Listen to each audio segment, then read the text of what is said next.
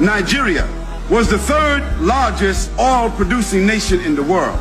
Today, Nigeria does not own its own oil reserves. Africa is rich, but its people are poor. How did that happen? They took our oil with contracts. They took our gold with paper. And now they rule our economies with debt. This is the story they never wanted you to hear. Hello, Africa. Hello, world. Welcome to Top TV Africa. And today we're exposing a deep and painful truth: how Africa became rich in resources but poor in control. We'll talk about Nigeria's oil, how gold lost its value, and how the World Bank and IMF turned loans into chains. Stay with me, and let's connect the dots. Nigeria is one of the biggest oil producers in the world. But guess what? Nigeria doesn't really own that oil. Big foreign companies, like Shell and BP, take most of the profit. Local people see oil spills, not money. 74. Nigeria was the third largest oil-producing nation in the world. Today, Nigeria does not own its own oil reserves, which is still the third largest in the world, but BP and Shell and Exxon owns all the rights of the oil in Nigeria. They take the oil out of it, and after that they sell it back to the Nigerian government. Who did that? The IMF and the World Bank. These are the kafirs we're dealing with.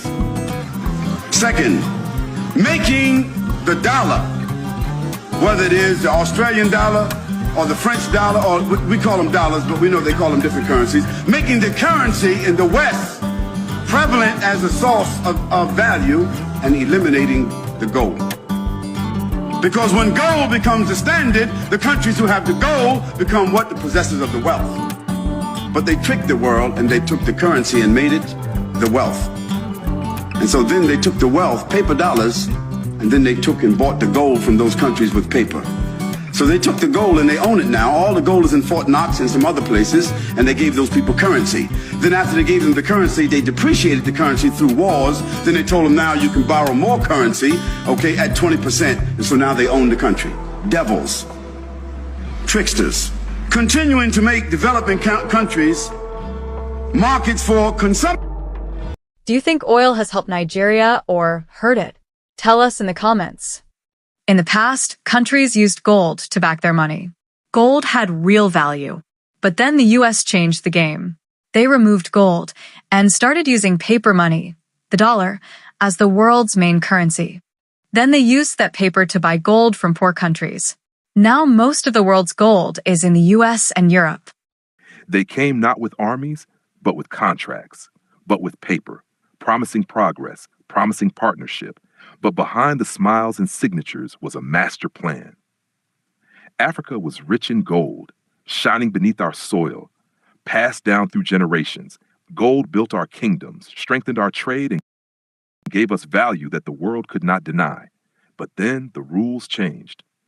The West decided gold was too powerful in the hands of the global South, so they introduced a new system: paper money, dollars, euros, francs.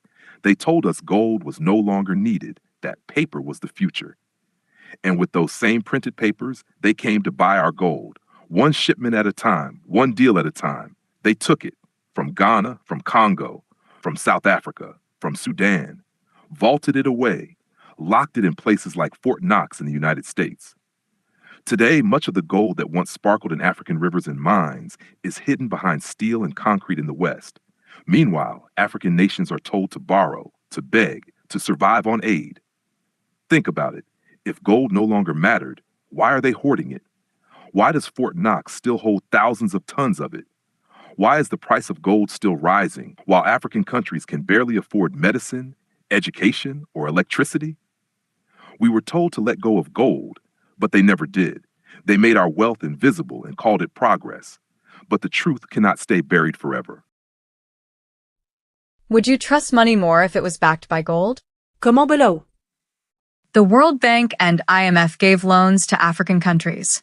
But those loans came with strings. They told us, cut spending on education, health, jobs. Now, we spend more on repaying debt than helping our people. In 2023 alone, poor countries paid $1.4 trillion in debt. That's money that could have built hospitals, schools, and roads. Have you seen what debt is doing in your country? Share your story. Africa makes the raw materials, but we don't make the finished products. We export cocoa, but import chocolate. We export cotton, but import clothes. We became consumers, not producers. That's how they keep us poor and dependent.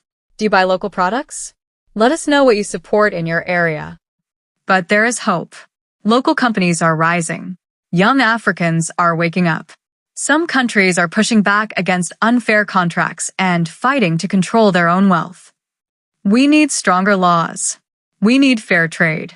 We need to believe that Africa can rise, not as a victim, but as a powerhouse. Who are the change makers in your country? Tag them in the comments. The views in this video are for educational and awareness purposes. We are not attacking any group or country. We are speaking truth to power for the love of Africa and its people. If this message hit you, don't be silent. Click like. Share it with your friends. Subscribe for more truth-telling videos like this. And tell us, what should Africa do to take back control? What story should we cover next? Drop your thoughts in the comments. We want to hear from you.